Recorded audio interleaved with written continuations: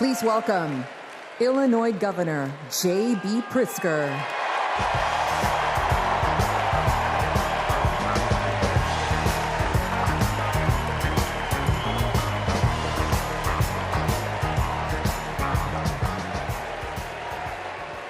Fellow Democrats, welcome to Chicago.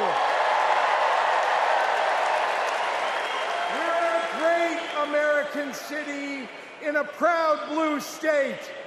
Our patriotism was formed in frost and in fire, and in the steel we forged to survive both. Our love of country has been a tapestry of faith that weaves from Abraham Lincoln reuniting a house divided to Barack Obama declaring blue states and red states make one United States.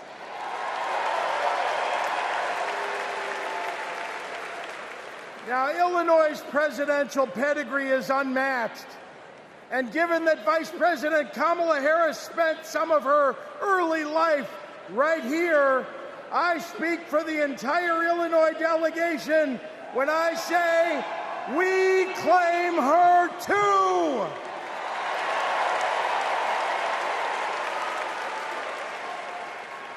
Now, one president we will never claim is the con artist the Republicans nominated in Milwaukee last month. Donald Trump once called Chicago embarrassing. To quote a great Chicagoan who won 6 world championships on these very grounds, we take that personally.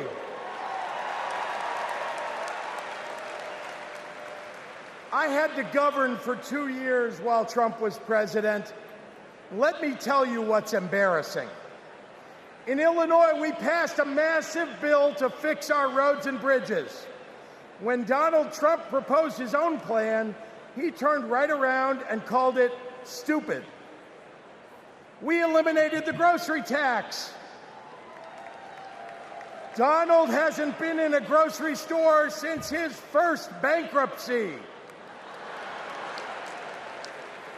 Illinois invested in clean energy and the jobs it brings. Donald claimed that windmills in the ocean made the whales a little batty. During COVID, we supported small businesses and jobs. And Donald told us to inject bleach. Donald Trump thinks that we should trust him on the economy because he claims to be very rich. But take it from an actual billionaire.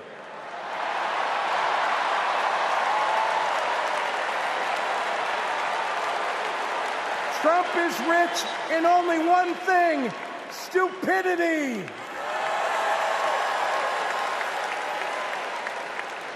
Now, I meet with business leaders all the time, and there's one universal thing they all need: people.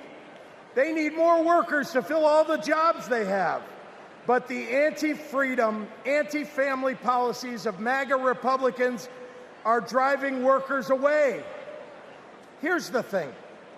Americans don't want to be forced to drive 100 miles to deliver a baby because a draconian abortion law shut down the maternity ward.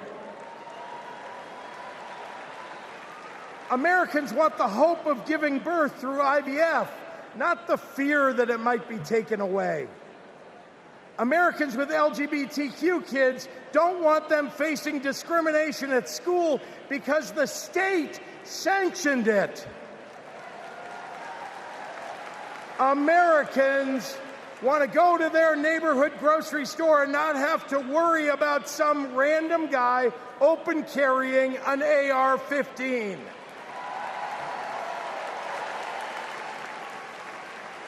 Americans don't want their kids to be taught in history class that slavery was a jobs program. And if Americans are black or brown, they want to get promoted at work without being derided as a DEI hire for the sin of being successful while not white.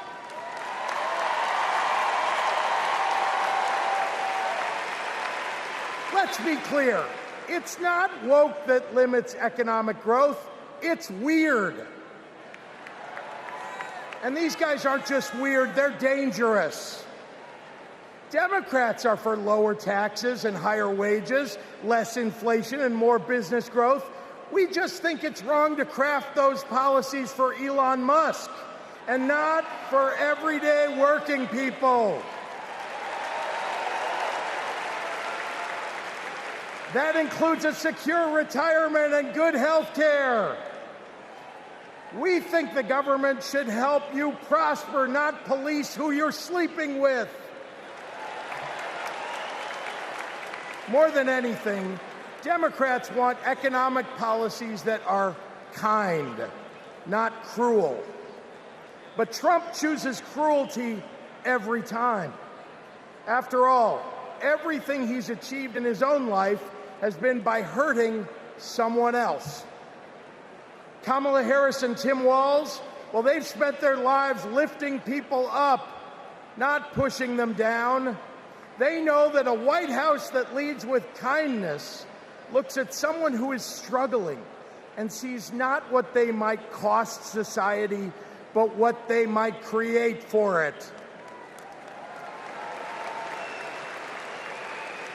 Americans want policies that give every American a chance to make it to the middle class. They want to grow small businesses, and Democrats want to cut taxes for everyday people. More than anything, Kamala Harris and Tim Walz want a country where we can all live with a little serenity. The serenity that comes with a balanced checkbook, an affordable grocery bill, and a housing market that has room for everyone. And if there's one thing I know about Donald Trump, he's not bringing anyone any kind of serenity. We have a choice, America, between the man who left our country a total mess and the woman who has spent 4 years cleaning it up.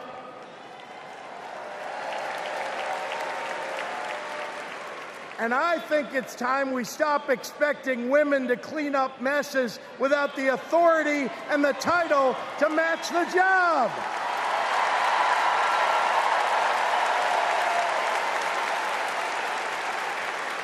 Vice President was a good title for Kamala Harris, but you know an even better one? President of the United States of America. Let's go get him!